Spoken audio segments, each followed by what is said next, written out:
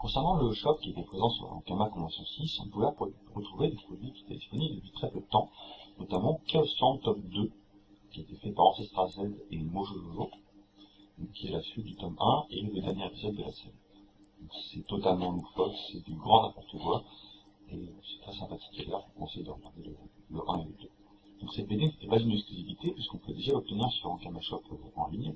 Par contre, on pouvait découvrir de nouveaux t-shirts, notamment les t-shirts Doublard et Zobal, une collection nommée Vintage. On peut supposer que c'est un début d'une nouvelle série de t-shirts.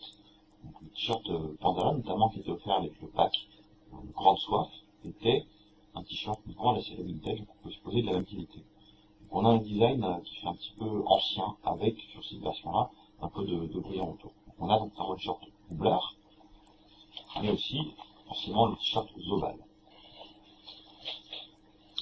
Une exclusivité, par contre, dans Ankama Convention 6, c'était de présenter les prototypes des prochaines figurines. On connaissait déjà les deux gammes de figurines présentes, donc les figurines DX et les formats classiques, je crois. Et donc nous avons de nouvelles figurines qui sortent, qui sont nommées des formats UDX. La première qui était exclusivement disponible sur Ankama Shop à la convention pour l'instant, c'est donc la figurine de Remington. Donc ici nous avons la version collector. Cette figurine sera en deux versions, une version classique et une version collector. Donc, le nombre annoncé, c'est 10 000 exemplaires en tout, dont 2000 de la version collector.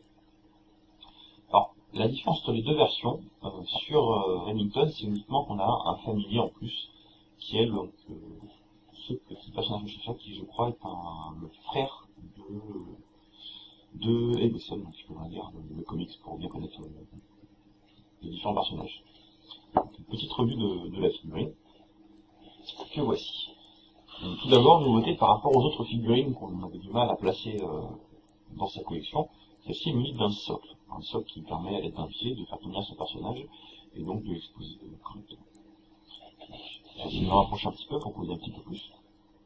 Donc la figurine est très bonne qualité, on trouve à peu près les mêmes matériaux que sur la collection DX, et on a sur Remington énormément d'éléments souples, un peu comme la cape de Tristepa, notamment au niveau de la cape et les différents indices, c'est un plastique très souple, qui a l'air vraiment naturel. Au niveau des articulations, les figurines sont beaucoup plus articulées. Nous avons 17 points d'articulation, donc même au niveau de la tête, tout ce qui est coude, genoux, etc. Donc la figurine est vraiment mobile, on peut le faire prendre n'importe quelle position. On a de nombreux accessoires, donc au niveau de Remington, l'épée, les différents pistolets, la dague, aussi au niveau de la tête, puisque les têtes sont interchangeables. Nous avons plus au niveau de la boîte.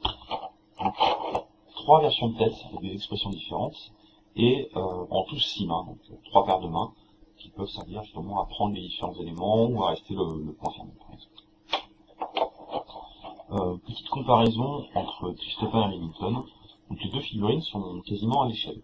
Donc ça fera un très bel ensemble, même si les deux gammes ne sont pas exactement les mêmes. Les figurines pourront facilement être exposées côte à côte. Donc pour l'instant nous avons juste Remington, ici on en prend la boîte, je vous mettrai quelques photos après. Remington est le numéro 1 de la série UDX, et nous avons ensuite à voir Chris Lacrasse, numéro 2, Goultard, numéro 3, et Maskman en numéro 4. On va continuer par quelques photos, donc essayer de découvrir en plus en détail sur Remington.